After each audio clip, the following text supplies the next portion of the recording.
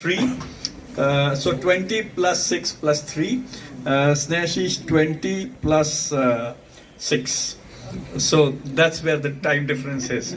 All right, I mean, so 3 more minutes to Snehashish. In the next round, yes, 3 more minutes, yeah. All right. Thank you very much, both Snehashish and Chirashri. Very rich issues brought on the table here. And Sanyal's book, of course, provides an opportunity to bring all these issues to the forefront. And as expected, the list of issues are long. And it's hard to really, pull out 1 or 2 issues from what has been done in the last, 50 odd minutes.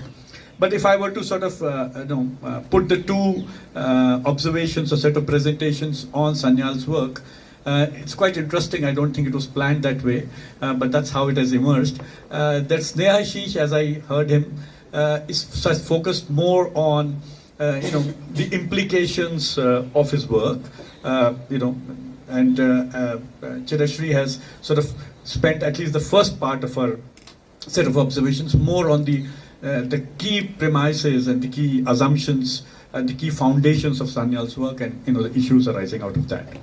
So what I'm going to do is I ask short questions. To Snehashish, I will ask an economic question, and to Chirashri, I'll ask a political question, because the presentations were in the reverse, with the reverse focus, and nothing else here. So I was just thinking, Snehashish, I mean, that if let's look at what is essentially he's saying at the end of it. I mean, all the debates and where he, what the issues that he touches upon. Somewhere along when he's talking about in terms of political alliance between these 3 sets of producers, the formal, the need, whatever the limitation of these expressions for the timing, let's carry on with Sanyal's division. So the formal, the need, and the informal are the one which is connected to the circuit of capital through the informality. Now, if you will look at these 3 segments, and he thinks that his framework does provide some grounds for their coming together. In terms of the economic logic, what does it mean? When he says that we're going to construct something other to the capital, the other here then would be something which, to put in a very hackneyed or sort of very, very mundane expression, something about small, something about, something in terms of scale, which is in a position, if it is supported by a political movement, and if the resources of the state and the capital are demanded by these other 2 segments who come and join hands together, then there is something that they can construct which can challenge the larger dynamics of capitalist accumulation, right? I mean, in a simple sense, that's what he's implying, right? So, is that, I mean, he has a section on India, and I would like you now to, both of you to, if possible, focus more on India, because these are all theoretical debates which students engage at different levels. So in the Indian context, what would that mean? Would be something that would be, something, if you could reflect, Snehashish. And Chirashri, I thought I'll ask you that, again, using his expression, so when he talks about this politics of exclusion, and he talks about, throwing the net beyond the usual, the way he has constructed the worker and the class, though you have critiqued it, when he talks about, mobilizing people, transcending these, the usual categories with which he attributes that the left has been doing it. How does that coming together of, the inside and the outside in terms of the capitalist accumulation, why would that not be a basis of a greater or a better resistance to the process of capitalist accumulation and to challenge the hegemony of capital? Is something that we need, because that's the political implication of his argument, that, reach out to the other sections, mobilize them on the issues that would concern them, and thereby, therefore, challenge the hegemony of capital. So why, in what ways, since his premises are, limited in the way that you have articulated, how would this understanding on the political front not contribute to a greater, deeper challenge to capital? So these were my 2 questions. So we probably will start in the same order. In Marxist, we also respond? Yes, sorry. I mean, this was part of the agreed framework that as I'm just posing one question each, but they will respond to what the other person said. Absolutely. That's how they will. Okay, so now that I have even less time, actually it worked out very well. So you would have seen that in my thing I was talking more in terms of general terms because the debate was not specified yet in terms of the specific issues, what would come up in the sense. So I would just give me a second.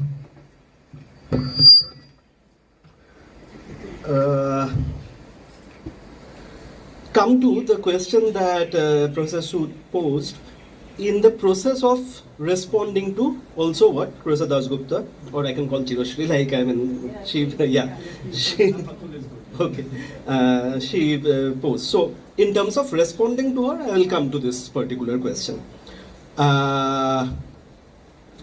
So very quickly. So thank you, Chiroshri, for this very detailed engagement with the work. So I think this is what also helps us to understand the particularities and where we stand in terms of the political framework that is being proposed in terms of Shanyal. This kind of a very thorough engagement in terms of what the book entails. So the first thing, what makes me happy is I could probably, Chiroshri will tell me if I'm wrong, I could probably anticipate the kind of critical engagements that come up in terms of Sanyal, particularly from a Marxian vantage point.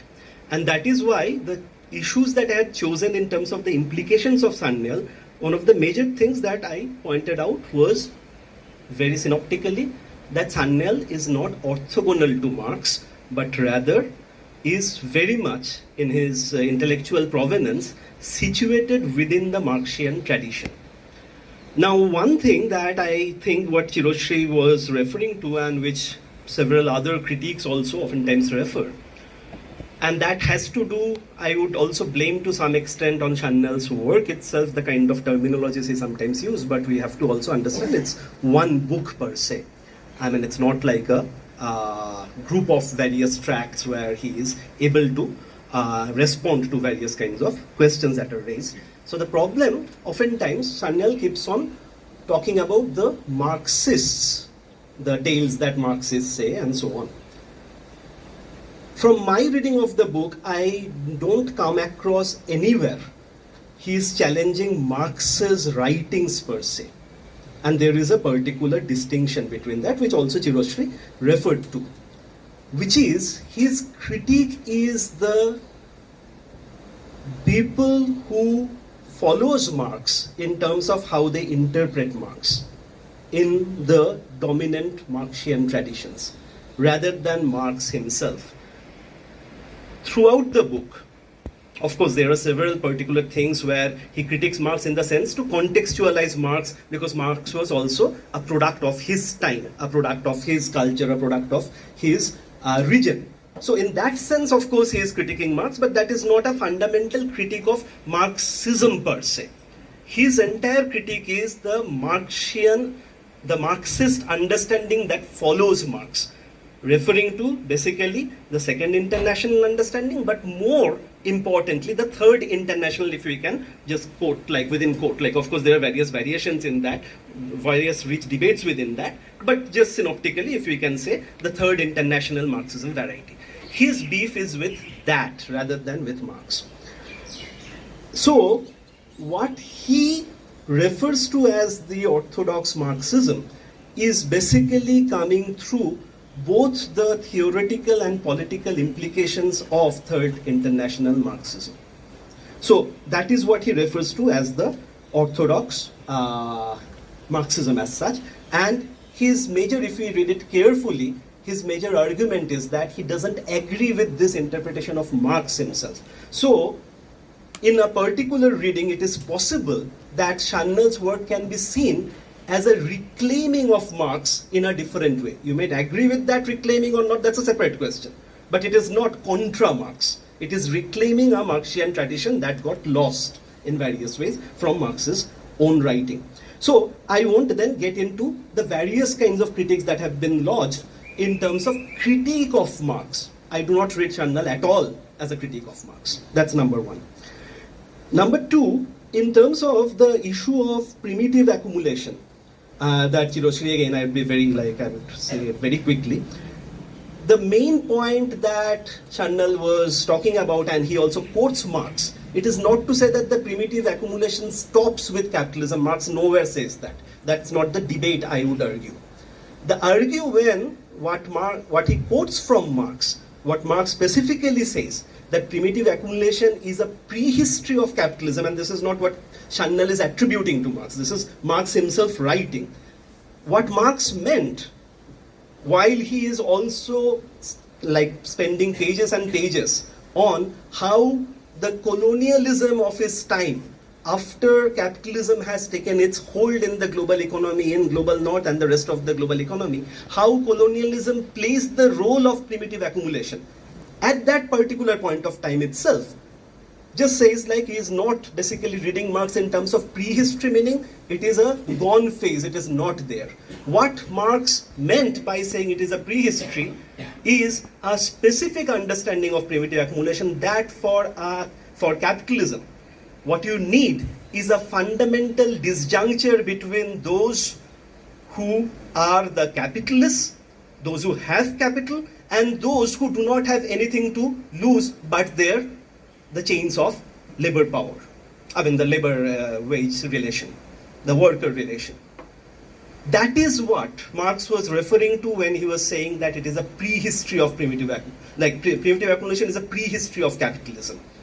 Without that, capitalism cannot take off. And that is the role that primitive accumulation plays centrally in Marx's analysis, while he is very aware that it goes on. Even now, as I'm referring to, during his time, he was referring to colonialism and various other kinds of things.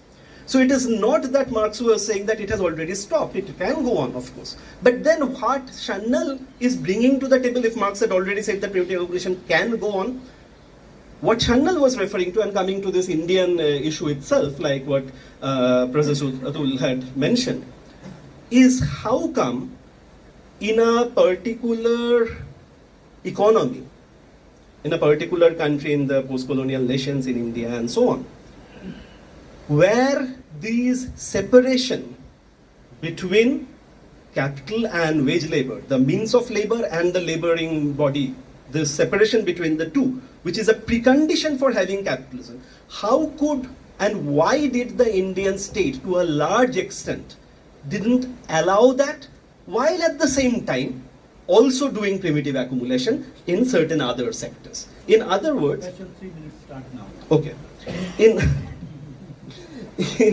This is too small given all the points that she had mentioned. So I would leave at that. This is what this issue of how Indian capital comes to rule within India, right, and other post-colonial nations, when they do not have the full domination and the power, they cannot take the state and everything on their own side to initiate their rule. Still, how capital is able to rule. In other words, even if there is need economy, capitalist economy and so on, one has to remember that what Channel is taking pains to argue, that this is all within capitalism, where capital remains the hegemonic pole. So how this hegemony of capital is produced when the primitive accumulation has not worked because of the popular demands and other things that Chiroshri had pointed out. Particularly in a phase which was not there in Marx's phase, when universal suffrage had been instituted, where capital, if it rules to the state, also have to get the consent of the ruled. How that consent is created, or is it just a domination, not a consent? That is the problematic that Channel is dealing here. So I think we have to be careful about that. In terms of the other various kind of issues, because if you look into that, then the other issues would probably be clearer. In terms of why Channel doesn't get into the value theory, I personally think that that is one of the shortcomings of the thing, that one could, and it is possible to get into a Shannelian engagement with Marx in terms of value theory itself. The work was not done in Shannel. I think Shannel's main energy was spent in the book in terms of showing and distancing that traditional interpretation of Marx, why that might be problematic, and trying to show what other ways can be thought about.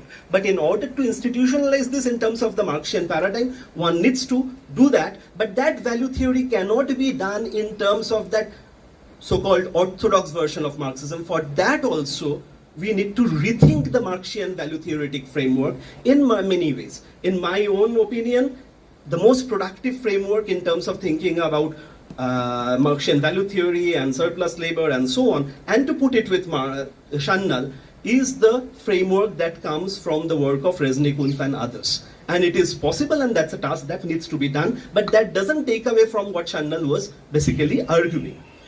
Finally, in terms of the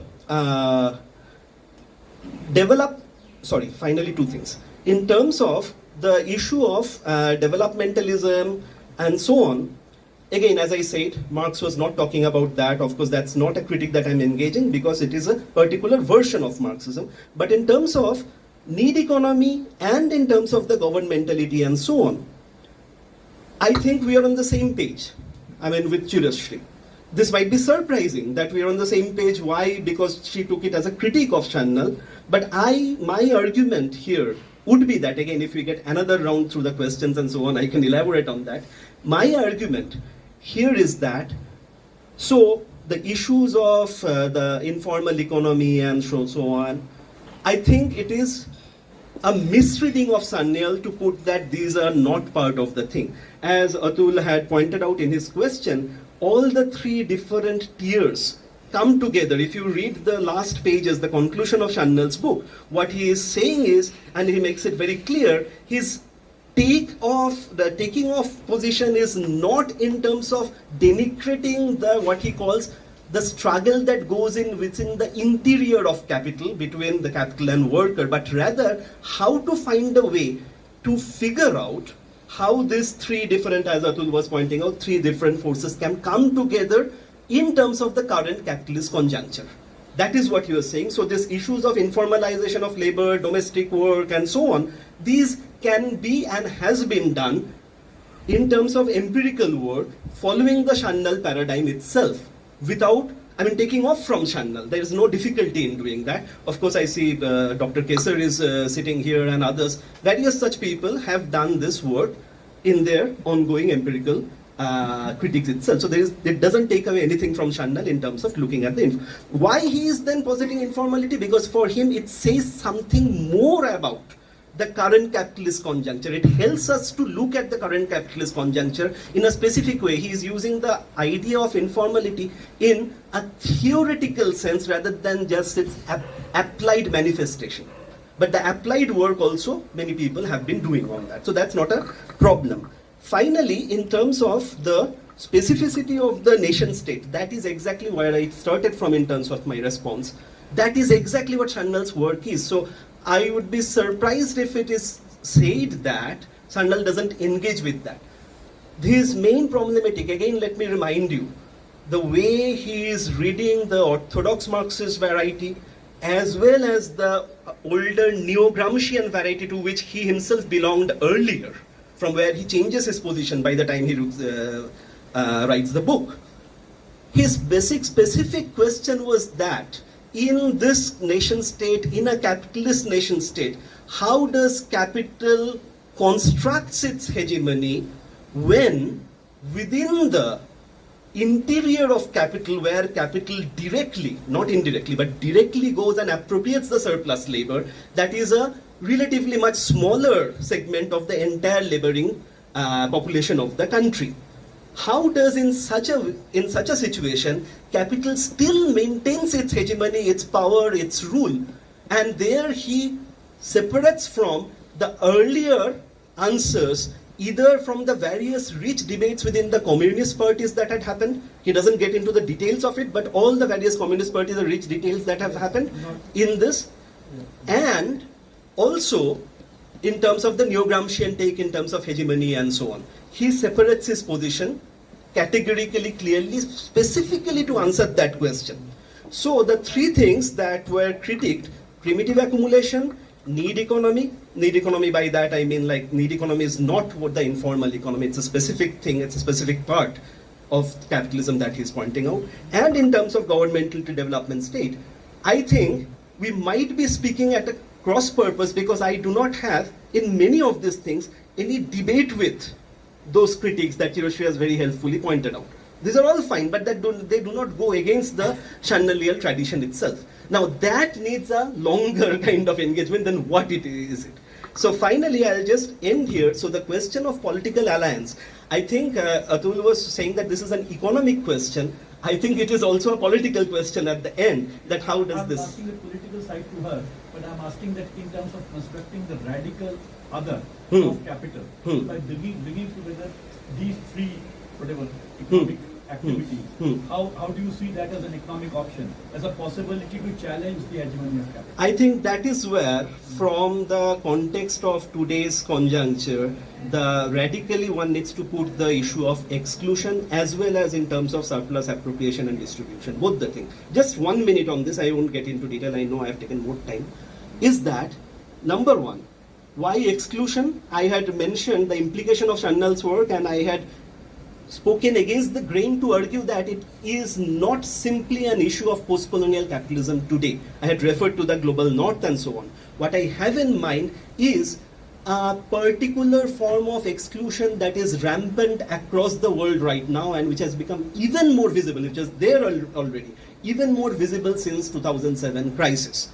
And that itself shows the changes in the political conjuncture, also the winning of Trump and Brexit and our countries and various other countries, the rise of the strongman. These political things are related to the specific issue of capital giving up its even hope or its hegemonic tactics of saying that you will all be included. Like it's a deal with the devil that capital used to say. Like you give your labor power, you be under my control, and I will give you a better life to the vast majority. Capital has already thrown up its hand. It is no longer trying to do that.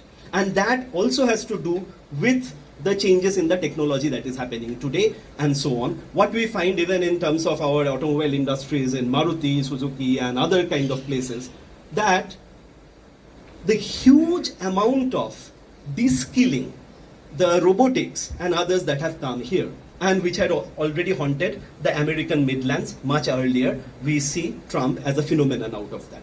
So that, along with, so this exclusion, but then even to have a political alliance, you need to theoretically understand what is the phenomenon itself. That is, I would argue, to put the three tiers together, the economic work that needs to be done is in terms of reinterpreting the process of class, that is the process of production, appropriation and distribution, bringing in the household and other issues and caste and other issues within Marx in terms of this theoretical process of production, appropriation and distribution, and putting it in conjunction with the issue of exclusion. That is what the economic theoretical work one can say, because what is being faced not just in post-colonial capitalism, it is now in global capitalism itself, is various forms of exclusion coming to roost. Not exactly through primitive accumulation as it is happening here, maybe everywhere, but this is the most significant new change in this particular conjuncture. I call it not exactly as a conjuncture, but more in terms of the, as Gramsci had famously said, the old has died and the new is yet to be born. So in this particular point where capitalism is in chaos, as Mao had said, that the heaven is in disorder, this is the best time to act. So that's where I think this economic problem has to be dealt with. Thank you. To respond to each other for every little detail, just one clarification, which is that the idea of class as of the co-constitution of class, which I put forward, actually is in sync with what Snehashish ended on in terms of talking about patriarchy, caste, etc. But like, there has to be a cogent framework for that, a theoretical construction of that, which doesn't really emanate from the book. Maybe that's the task for the future. I'll just, like, that's my only response, okay? I want to get on to what Atul asked me, though this can, again, trigger something long, but you see, there is a capitalism, one thing that it does to people like us is sort of creates a historical individualist. Okay? That's like one way in which capitalism sort of functions in terms of creating its hegemony. Okay? And that is done through certain kinds of things which we appropriate within ourselves without really questioning ourselves and our positions. And this applies to everybody, not just me, or like not just to orthodox Marxists, but also those who are critiquing them. Okay. Now, my entry point is there to say that, look, there was, when you talk about it in terms of Second International, Third International, etc., for the present generation, I don't think it really sort of makes much sense. But I think more in terms of the debate in India, which led to the fragmentation of the communist movement, is what really informs this position, as well as like people who are for the position, against the position, depending on who they support, etc. So I have a take on that, which answers Atul's question, which is that, let us say that the old CPI had an internal debate on the question of what next after independence, and they had this idea of the National Democratic Revolution, and that had these three things, national, democratic, and revolution, but where they thought that the bourgeoisie would be a part of, along with other segments of society, a part of that transition. So they looked at a two-stage transition. First, a democratic revolution. They were not talking about a capitalist transition, but a democratic transition, and then to a, like, the socialist revolution. Now, this is where the first fault line came, where the debate was about monopoly capital, something that is missing in this entire discourse on capitalism. And because of the nature of monopoly, the question of the difference between big capital and others came, which was the basis of what was then the CPIM's position of a People's Democratic Revolution, which was also a cross-class formulation, okay? Which was a cross-class formulation, leaving out only the big bourgeoisie. Everybody else were going to be part of it. But in this, there was a clear Leninist position of a worker-peasant alliance. Okay? The third break came, of course, with the Naxal movement, but even before that, the 64 to 67, the debate continued, and that led to the formulation of what he ended with, the New Democratic Revolution, in which peasant agency was seen in itself to be the basis of a new transition. Okay. So in none of these formulations, you have what is characterized as orthodox Marxism. These were all talking about cross-class alliances, okay, in the very first itself. Why they failed, how they failed, who you support, what do you think is right, is something else. But we need to have clarity in this when we dismiss this. Okay? Now, if we are dismissing this, then only does the need for a new formulation come to present this present conjuncture, and hence these three separate things. My feeling is, like, A, do we really need this?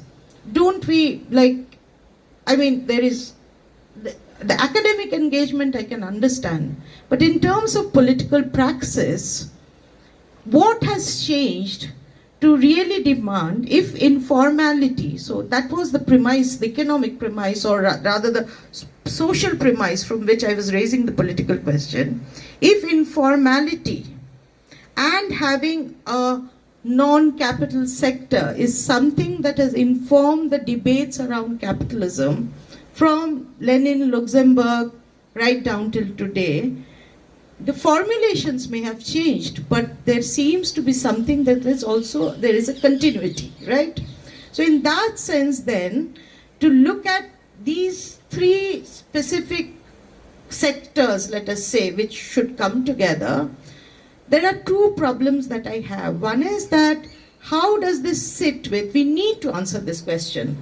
Is this a departure from the earlier cross-class alliances that were being talked about? We need to have clarity on that. And the second is, and this is why I ended on that question of the power relations within, that like, and the question of agency, because the worker peasant, right or wrong, they had a theory of agency. Okay? You may differ with it, disagree with it, dismiss it, but they had a theory of agency. In this, there is no theory of agency. Is it going to be organic? Will people suddenly all wake up and see the hegemony of capital and come together? Is it going to be through solidarities of different fragmented struggles? Is it, but how will, like, is it then, how will the person who is immediately oppressed in a small enterprise by his boss, who is also putting in labor, really look at the big picture? Where will the agency emerge to really connect these three sectors? That's my answer to the political question. Thank you.